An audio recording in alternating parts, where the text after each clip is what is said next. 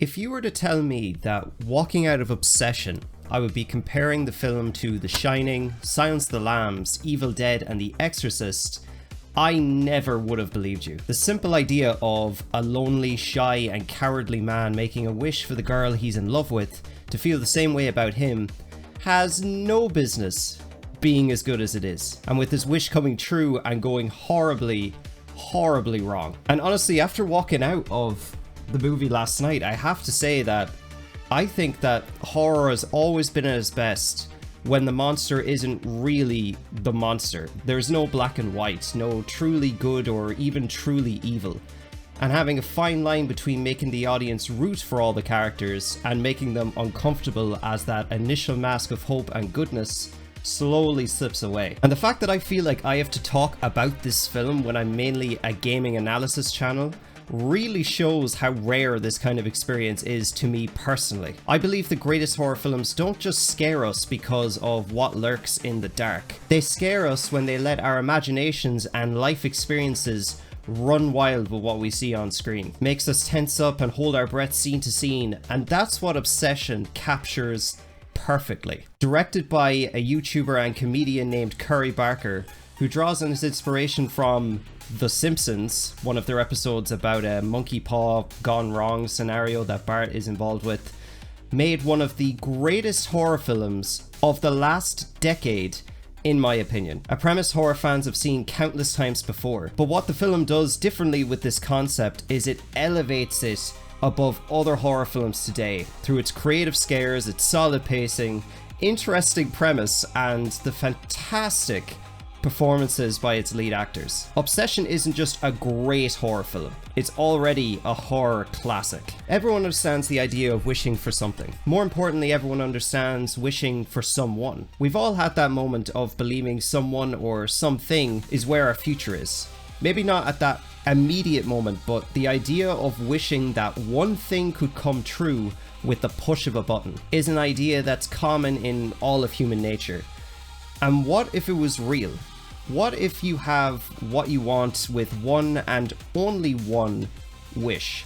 In this case, a one-wish willow gives exactly what you wanted, lending to the film's tagline and the play on words perfectly by saying, "Be careful who you wish for," which is a nice play on words there. And our main character, Bear, has been trying to open up for what seems to be a really long amount of time. I actually heard from somebody that's meant to be 7 years since he first started fancying Nikki, which blows my fucking mind that you would wait 7 years to tell somebody how you feel about them. But nonetheless, he waits to tell his crush, Nikki, that's a part of his group of 4 friends, who are also Ian, Sarah, and himself, who all work at the same video rental store, that he has feelings about her. They go out for a quiz and drink nights until the chance Bear has been waiting for is finally here. He drops Nikki home, which he wants to head out early and just go to bed and have a cup of tea, and Nikki, as clear as possible, even sets it up for him by saying, "Do you like me? If you do, now is the time to say." And when you're watching the movie, at that moment, it's actually really hard to tell whether Nikki is genuinely waiting for Bear to tell her how she feels so she can give him a chance, or not being interested in him romantically at all. And I think that's definitely very intentional here, with the weight of Bear fancying her weighing her down after handing in her 2 weeks notice at her job. And when Bear is given the perfect opportunity to finally open up, tell her how he really feels, and in this moment it seems like the truth should only come out of Bear's mouth, but instead he doesn't. He can't bring himself to do it. Whether it's insecurity or fear of rejection itself, Nikki walks back inside, and Bear, frustrated, irritated at himself for not following through, makes a decision that sets up the fate of him and everyone close to him for the rest of the film. Bear wishes for Nikki while he snaps the one-wish willow in half. He doesn't wish for Nikki a healthy relationship, or to hear him out, or to give himself the confidence to ask her out, or just to give him a chance on a date, or for her dreams of becoming a writer to come true. He wishes for her, for no one else but himself. And a lot of people have been debating this fact, but I wholeheartedly believe there's no other way you could look at this, that Bear is actually the villain of the story. And I think this is the biggest reason why Obsession works so well. The lonely guy, the awkward romantic, the underdog, the nice guy, is not only the guy you root for this time around, but as the movie goes on, you realize he's actually taking advantage of a desperate situation, and the film intentionally tricks you into thinking he is entirely innocent at the beginning, maybe not knowing what's going on or fully understanding the consequences of his actions, and then slowly reveals that Bear's feelings were never innocent in the first place. He isn't really malicious in the traditional sense of the word, but he's really selfish. And you start to ask yourself from this point on, does Bear really love Nikki in the true definition of what love actually is? Or is he so desperate for her to love him and only him? Because whenever Bear is forced to choose between Nikki's well-being and his own desires, he chooses himself every single time. From the fake Nikki's first appearance outside her doorstep once the wish was made, snapping back and forth between her true self and the entity that now controls her, Bear plays along after the initial shock of her completely switching her tone. And while the real Nikki is forced to be a passenger in her own body, which is so fucked up if you really think about it, even if it's only for mere seconds, Bear completely ignores her, and choosing to believe his own version of the truth to make himself feel better about his own mistake, his own choice, and how he can make it work, in his own words, for him. It reminds me of the one scene that I remember from this movie just every time I think about it that completely redefines it as a whole.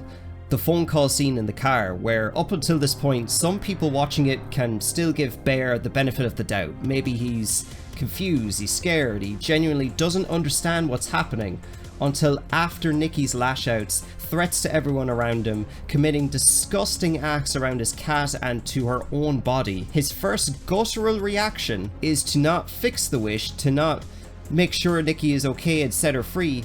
It's to alter the wish. Not to go back to when none of this ever happened, but to keep what he sees as the good parts of Nikki just being Nikki for himself, and then the real Nikki is put on the line for him just to hang up on her. And suddenly, to me now, everything changes, and this scene is so brilliant because Curry Barker trusts the audience.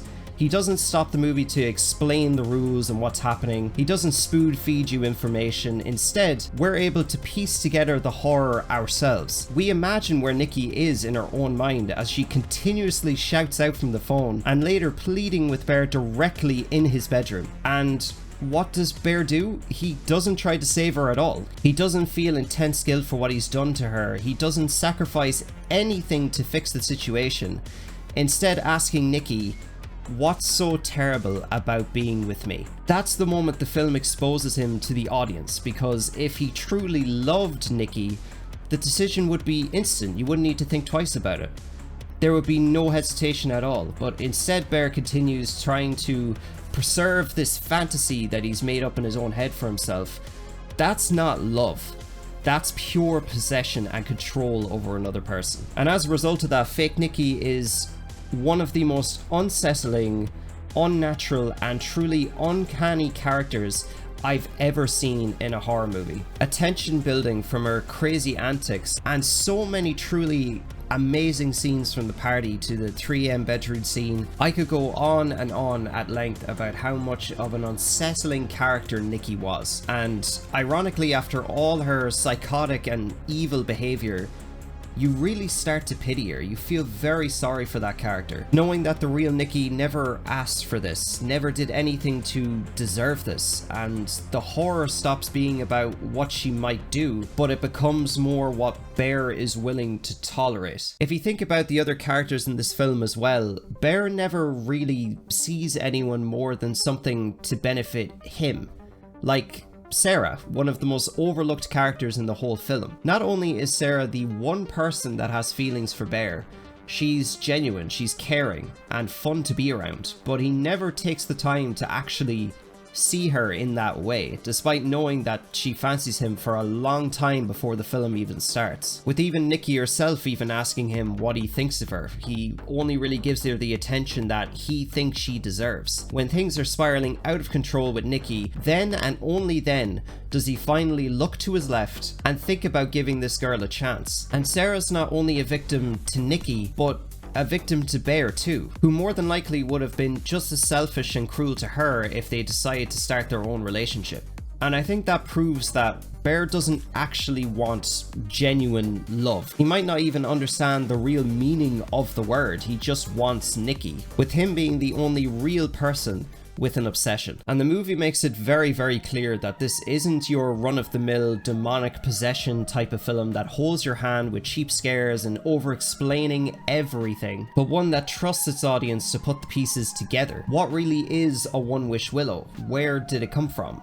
Who is the guy over the phone? How have these been allowed to be sold to the public for God knows how long? You're never told.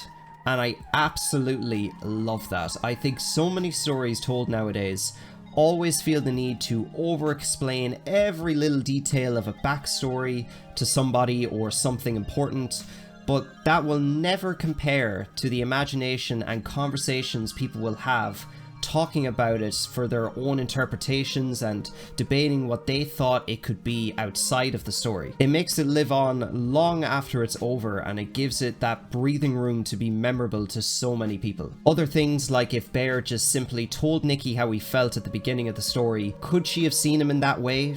To me, I don't really think so. It doesn't look like she would have, but that would have had at least answered Bear's questions and allow him to move on without the regret of never telling her how he really feels.